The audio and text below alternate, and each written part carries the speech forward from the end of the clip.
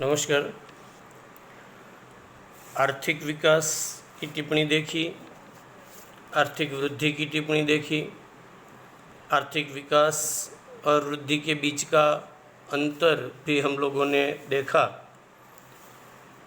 ये पूरा लेसन आर्थिक विकास और वृद्धि के अंतर्गत ही कहीं न कहीं आगे पीछे रहता है, जिसके अंतर्गत आगे का जो एक टॉपिक है वो है आर्थिक विकास के लक्षण। ये भी 3 अंकों का ही सवाल है कि आर्थिक विकास के लक्षण कितने हैं, कौन कौन से, समझाओ। कई तरह से ये सवाल बोर्ड के अंतर्गत पूछा जा सकता है।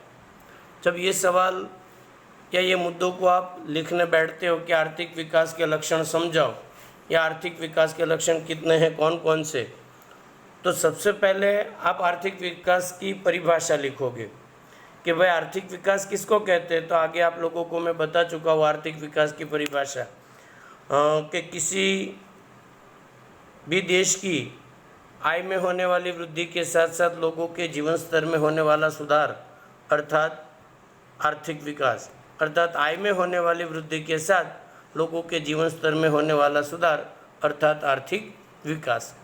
उसके 7 लक्षण हैं। पहले मैं आपको लक्षणों की बात अगर मैं करूं तो सबसे पहला लक्षण उसका है आर्थिक विकास सतत चलने वाली प्रक्रिया है। पहला लक्षण है आर्थिक विकास सतत चलने वाली प्रक्रिया है। अब सर उसके अंदर हमें लिखना हो तो सतत चलने वाली मतलब तो आर्थिक विकास कभी रुकता नहीं है। व्यक्ति जैसे मानो कि 5,000 कमाता है, उसके बाद 10,000 कमाता है, 15,000 कमाता है। हाँ, शिक्षा के अंतर्गत भी व्यक्ति आगे बढ़ता रहता है, एक आवश्यकता पूरी करने के बाद दूसरी आवश्यकताएं पूरी करने लगता है। इस प्रकार आर्थिक विकास है वो सतत चलता ही रहता है, वो कभी रुकता नहीं है, मतलब पहला लक्षण। या तो आप इसको वाक्य प्रयोग के अंतर्गत भी आप निपटा सकते हो कि आर्थिक विकास सतत चलने वाली प्रक्रिया है। दूसरा लक्षण जो है वो आर्थिक विकास गुणात्मक और परिमाणात्मक प्रक्रिया है, अर्थात आर्थिक विकास में 2 बातों का समावेश होता है। एक गुणात्मक मतलब लोगों के जीवन स्तर में सुधार हो रहा है, और दूसरा परिमाणात्मक मतलब लोगों की आय भी बढ़ रही है। अर्थात आप लिख सकते हैं कि आर्थिक विकास गुणात्मक और परिमाणात्मक प्रक्रिया है। तीसरा मुद्दा लक्षणों का कि आर्थिक विकास के कारण लोगों की मांग में वृद्धि होती है। आर्थिक विकास के कारण लोगों की मांग में वृद्धि होती है। कैसे सर?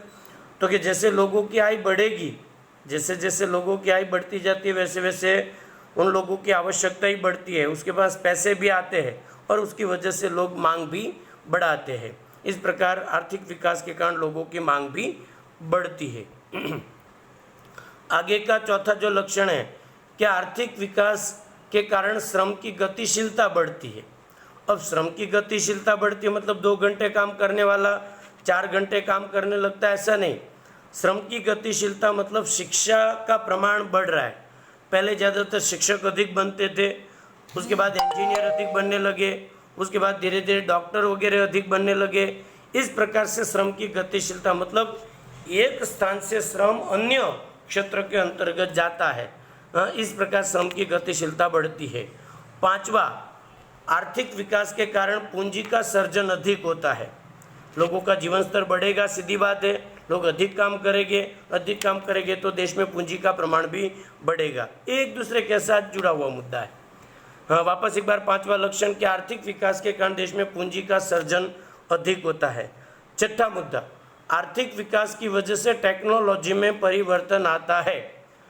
आर्थिक विकास की वजह से टेक्नोलॉजी में परिवर्तन आता है, अर्थात टाइपराइटर का उपयोग करने वाला कंप्यूटर का उपयोग करता है, कंप्यूटर का उपयोग करने वाला व्यक्ति स्मार्टफोन का उपयोग करता है। और ज़्यादा मैं जीवंत उदाहरण आप लोगों को दूँ तो मैं आप लोगों को पढ़ा रहा हूँ, वही आर्थिक विकास का सबसे बड़ा उदाहरण है कि एक समय आपको नज़दीक से आपके सामने पढ़ाने वाला बंदा आज आपको ऑनलाइन के थ्रू मतलब पढ़ाई करवा रहा है। ये भी तो आर्थिक विकास का उदाहरण है, मतलब टेक्नोलॉजी में परिवर्तन होता है।